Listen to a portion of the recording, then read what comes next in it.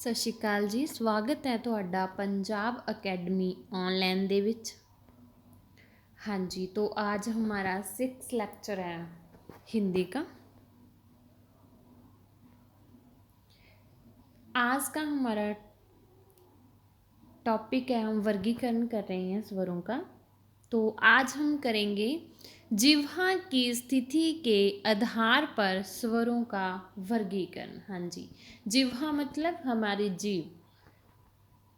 जिह्वा की स्थिति के आधार पर स्वरों का वर्गीकरण। जिह्वा मतलब जीभ। इसके 3 भेद हैं। हाँ जी, इसके 3 भेद हैं। कौन कौन से हैं देख लेते हैं। अग्रय, माध्य, पश्चात। ठीक है जी, अग्रय, माध्य, पश्चात। अग्र स्वर जिह्वा के अग्र भाग से उच्चारित होने के कारण इन्हें अग्र स्वर कहते हैं। अग्र, अग्र मतलब जीभ का आगे वाला हिस्सा। जो हमारा जीभ का आगे वाला हिस्सा है वो अग्र है, और माध्य जो हमारा जीभ का बीच वाला हिस्सा है, और पश्चात जो हमारी जीभ का बिल्कुल पीछे वाला हिस्सा है। ठीक है जी, देखिए, अग्रस्वर जिह्वा के अग्र भाग से उच्चारित होने के कारण इन्हें अग्रस्वर कहते हैं। जो जीभ के आगे वाले हिस्से से हम उच्चारित करते हैं। आप बोल के भी देख लेना, आपको पता चल जाएगा। जैसे ई, ई, ए। ठीक है जी, जे वाली 4 हैं जी। उसके बाद है माध्य स्वर। माध्य स्वर जो जीभ का बीच वाला हिस्सा है। जीभ के माध्य भाग से उच्चारित होने के कारण इन्हें माध्य स्वर कहा जाता है। हाँ जी, जो हमारी जीभ है, जब हम उस उच्चारण करते हैं, जो बीच वाला हिस्सा है उसका प्रयोग होता है जब उन्हें माध्य स्वर कहते हैं। ठीक है जी, जैसे इसमें है अ, सिर्फ अ। ठीक है, जीभ का बीच वाला हिस्सा जिसका प्रयोग होता है। उसके बाद है पश्च स्वर। जो जीभ का पीछे वाला हिस्सा है, जो पीछे वाले हिस्से से जिह्वा के पश्चात अंतिम भाग, अंतिम मतलब पीछे वाला, अंतिम भाग में से उच्चारित होने के कारण इन्हें पश्चात स्वर कहा जाता है। हाँ जी, जो अंतिम भाग से उच्चारित करते हैं हम जिनको, देखिए इनमें कौन कौन से आते हैं। जैसे आ, उ, ओ, और आपका आगत वाला भी इसी में आता है। जो अंग्रेजी वाला आगत स्वर है वो भी इसी में आता है। ठीक है जी, हाँ जी। उसके बाद है मुख्य कृति के आधार पर स्वरों का वर्गीकरण, या फिर अभ्यंतर प्रयत्न के आधार पर स्वरों का वर्गीकरण। ये एक ही बात है, चाहे तो मुख्य कृति के आधार पर पूछ ले या फिर अभ्यंतर प्रयत्न के आधार पर पूछ ले, ये एक ही है दोनों। इसीलिए इसमें या लगाया हुआ है बीच में। इनके 4 भाग हैं। इनके 4 भाग हैं। कौन कौन से हैं इसके 4 भाग? पहला है विवृत, और दूसरा अर्ध विवृत, और तीसरा समृद्ध स्वर, और फिर चौथा है अर्ध समृद्ध।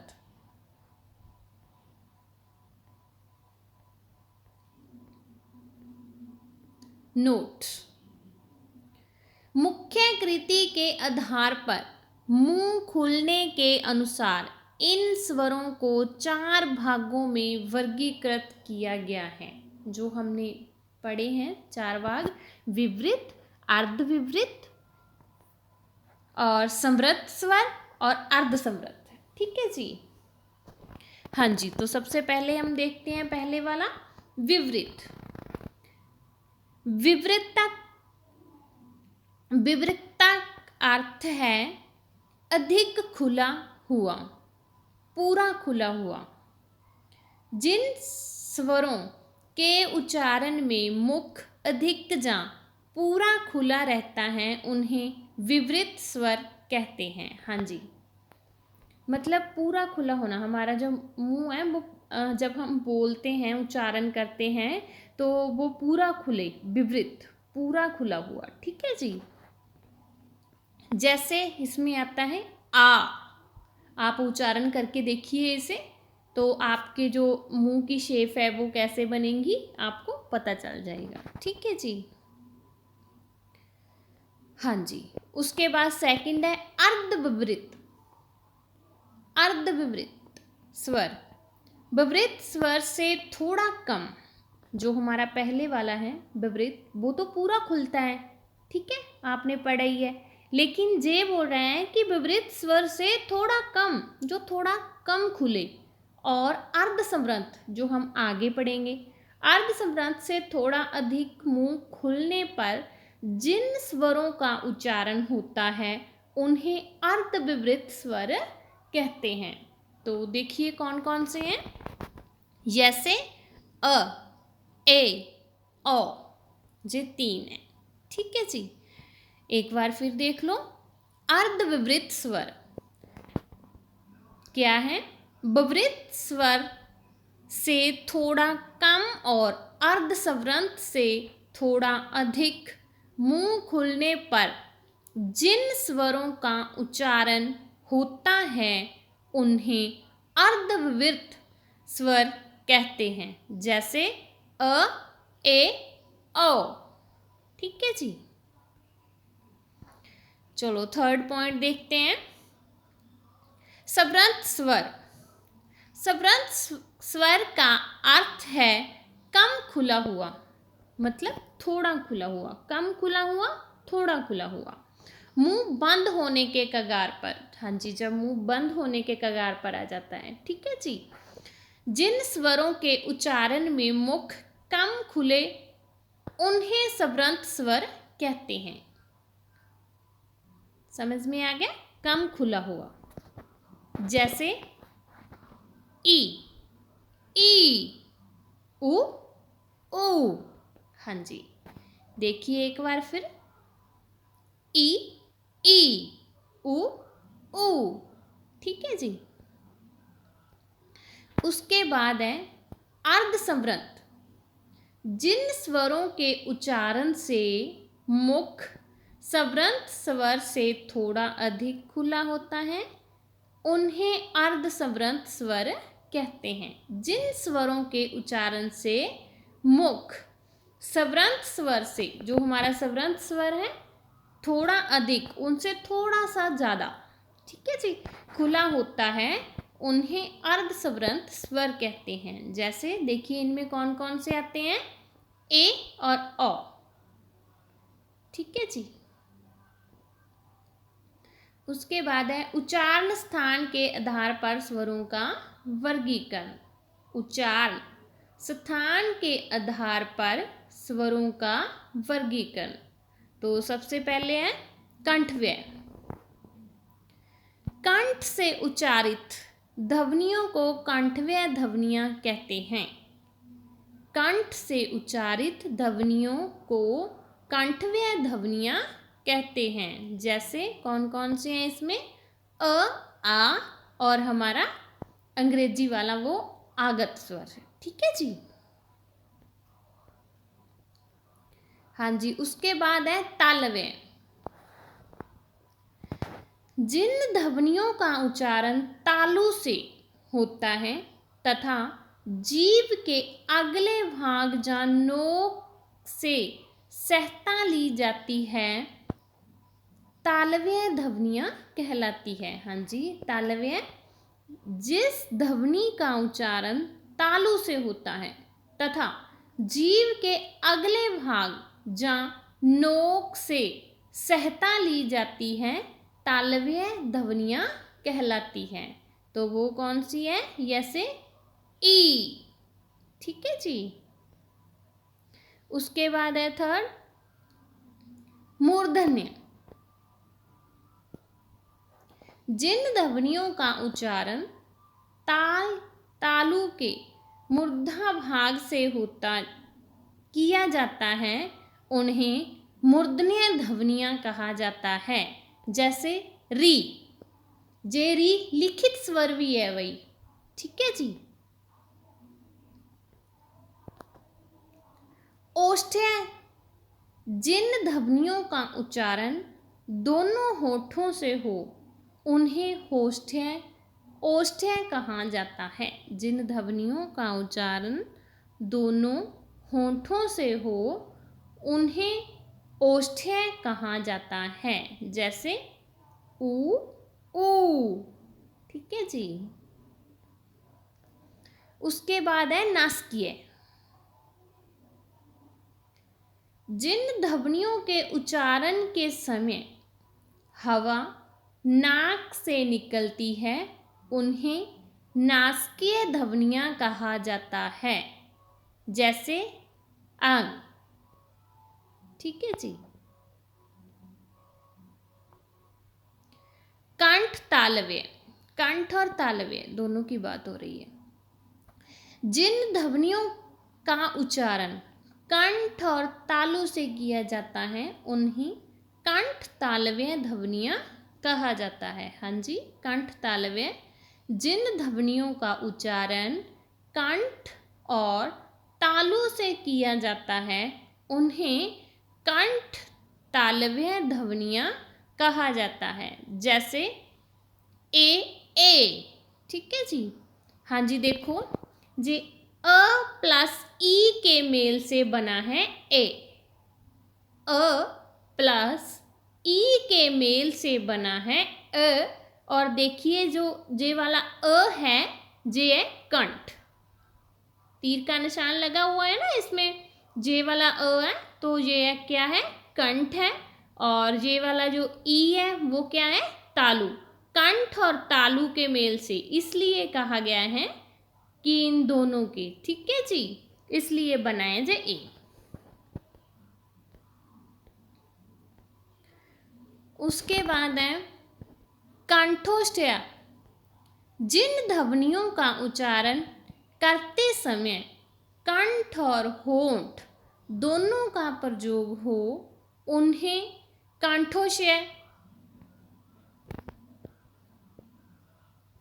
ध्वनियाँ कहा जाता है। जैसे ओ। ठीक है जी। जैसे ये वाला अ और प्लस ऊ के मेल से औ बना है। ठीक है, तो अ क्या है? कंठ है। और ऊ क्या है? ओष्ठ है। उसके बाद है अजोगवा। क्या है उसके बाद? अजोगवा।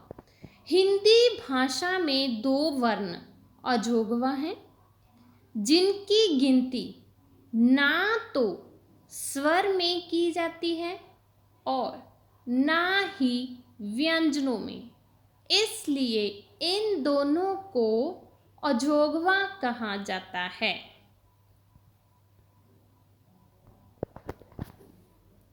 उदाहरण के लिए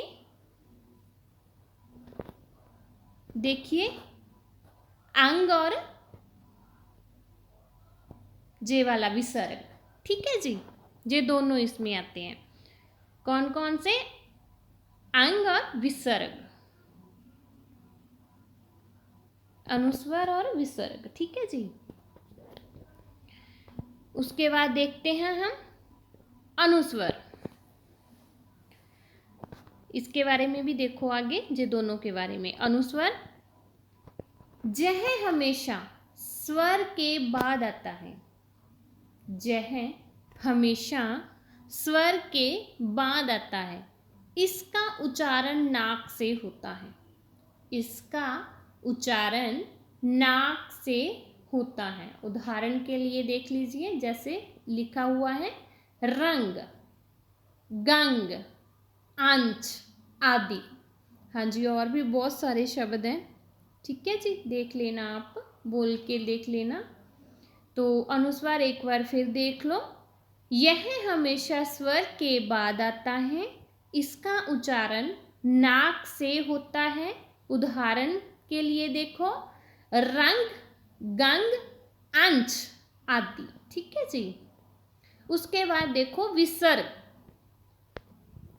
विसर्ग में है अनुस्वार की तरह विसर्ग भी स्वर के बाद आता है।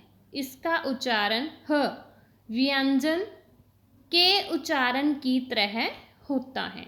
उदाहरण के लिए जैसे अंत्य, प्रत्यय। ठीक है जी, ऐसे आदि। उसके बाद है व्यंजन। हाँ जी, क्या है? व्यंजन। जिन ध्वनियों का उच्चारण करते हुए हमारी श्वास बाजू के मुख के किसी भाग से टकराकर अथवा घर्षण करके बाहर आती है, उन्हें व्यंजन कहते हैं। नोट: स्वर अपने आप में पूर्ण होते हैं और व्यंजन उनका अनुगमन करते हैं। यानी व्यंजन वे वर्ण हैं जो स्वरों की सहायता से बोले जाते हैं। एक बार फिर देख लो। जिन ध्वनियों का उच्चारण करते हुए हमारी श्वास बाजू के मुख के किसी भाग से टकराकर अथवा घर्षण करके बाहर आती है, उन्हें व्यंजन कहते हैं। नोट: स्वर अपने आप में पूर्ण होते हैं और व्यंजन उनका अनुगमन करते हैं। यानी व्यंजन वे वर्ण हैं जो स्वरों की सहायता से बोले जाते हैं। जैसे क प्लस अ। देखो जे वाला क लिखा हुआ है ना, इसके नीचे थोड़ा सा डंडा सा लगा हुआ है, जे पूरा नहीं है, जे अधूरा है। ठीक है जी, जे वाला क पूरा नहीं है, जे अधूरा है। इसमें अगर हम प्लस अ करेंगे तो वह क बनेगा। जी के नहीं है, वही पूरा क है जी। ठीक है, पूरा क है जी, फिर पूरा बनेगा जी। ठीक है जी। नोट: हिंदी वर्णमाला में मूल व्यंजन 33 हैं। ठीक है जी, कितने हैं? 33 हैं। जो देख लेना जी, व्यंजन जे लिखे हुए हैं, जे देख लो, वही जे लिखे हुए हैं। ठीक है जी, जे सारे लिखे हुए हैं। इसमें नुक्ता वर्ण भी हैं, द्विगुण भी हैं, जे पूरी की पूरी लिखे हुए हैं वर्ण, देख लेना। हाँ जी, व्यंजनों का वर्गीकरण। व्यंजनों का वर्गीकरण। उच्चारण स्थान के आधार पर व्यंजनों का वर्गीकरण। उच्चारण स्थान के आधार पर व्यंजनों का वर्गीकरण। तो पहले हम करेंगे कंठव्यय। कंठव्यय का भाई, ठीक है। कंठ से उच्चारित ध्वनियों को कंठव्यय ध्वनियां कहते हैं। कंठ से उच्चारित ध्वनियों को कंठव्यय ध्वनियां कहते हैं। जैसे क वर्ग, देखो भाई जे क वर्ग वाली पूरी लाइन। ठीक है जी। और उसके बाद प्लस जो आपके ये स्वर हैं, जे इसमें जुड़ जाएंगे। इनका भी उच्चारण होता है ना, और इनका भी होता है, इसलिए जो बीच में प्लस डाला हुआ है, जे आपके स्वर हो गए और जे आपकी क वर्ग वाले हो गए। ठीक है जी, पूरी लाइन। ठीक है, जे होते हैं। हाँ जी, उसके बाद आ गया तालव्य। जिस ध्वनियों का उच्चारण कठोर तालु से होता है तथा जीव के अगले भाग जा नोक से सहायता ली जाती है, तालव्य ध्वनियां कहलाती है। हाँ जी, तालव्य जिस ध्वनि का उच्चारण कठोर तालु से होता है तथा जीव के अगले भाग जा नोक से सहायता ली जाती है, तालव्य ध्वनियाँ कहलाती है। इसमें आएगा पूरे का पूरा च वर्ग। उदाहरण के लिए जो लिखा हुआ है च वाली पूरी लाइन और प्लस इसमें ज और श, ठीक है, जे वाले आ जाएंगे और प्लस इसमें जे वाले स्वर आ जाएंगे, ठीक है, जो लिखे हुए हैं ई। ओके, उसके बाद है मूर्धन्य। हाँ जी, मूर्धन्य जिन ध्वनियों का उच्चारण तालु के मूर्धा भाग से किया जाता है उन्हें मूर्धन्य ध्वनियाँ कहा जाता है। जिन ध्वनियों का उच्चारण तालु के मूर्धा भाग से किया जाता है उन्हें मूर्धन्य ध्वनियाँ कहा जाता है। जिसमें इसमें आ जाएंगे भाई ट वर्ग वाले, ट से लेकर पूरी लाइन प्लस ये वाले जुड़ जाएंगे और प्लस जो भी इसमें वो भी जुड़ जाएगा भाई, री भी जुड़ जाएगा जो लिखित स्वर है। देख लेना आप, इसमें जे वाले हैं सारे के सारे, ठीक है, जो मूर्धन्य में आते हैं। ओके, उसके बाद है दंत्य। जिन ध्वनियों का उच्चारण ऊपर वाले दांतों से किया जाता है उन्हें हम दंत्य ध्वनियाँ कहते हैं। हाँ जी, जिन ध्वनियों का उच्चारण ऊपर वाले दांतों से किया जाता है उन्हें हम क्या कहते हैं? दंत्य ध्वनियाँ कहते हैं। जैसे इसमें आ जाएगा भाई त वर्ग वाली पूरी की पूरी लाइन प्लस इसमें ल और स हो जाएंगे, ठीक है जी देख लेना, लिखे पड़े हैं पूरे के पूरे। उसके बाद है औष्ठ्य। जिन ध्वनियों का उच्चारण दोनों होठों से हो उन्हें औष्ठ्य ध्वनियाँ कहा जाता है। जिन ध्वनियों का उच्चारण दोनों होठों से हो उन्हें औष्ठ्य ध्वनियाँ कहा जाता है। जैसे प वर्ग वही पूरे का पूरा प फ ब व म प्लस इसमें व वन वाला हो जाएगा, ठीक है जी। हाँ जी, उसके बाद है ककाल्य। स्वर जंतर से जिन ध्वनियों का उच्चारण स्वर जंतर मुख से किया जाता है इन्हें ककाल्य ध्वनियाँ कहा जाता है। जिन ध्वनियों का उच्चारण स्वर जंतर मुंह से किया जाता है इन्हें ककाल्य ध्वनियाँ कहा जाता है। जैसे ह, ठीक है भाई, जे सिर्फ एक ही है, ओके, सिर्फ एक ही है जे ह। हाँ जी, तो आज की क्लास हमारी आपको कैसे लगी? बस आज के लिए इतना ही था। धन्यवाद।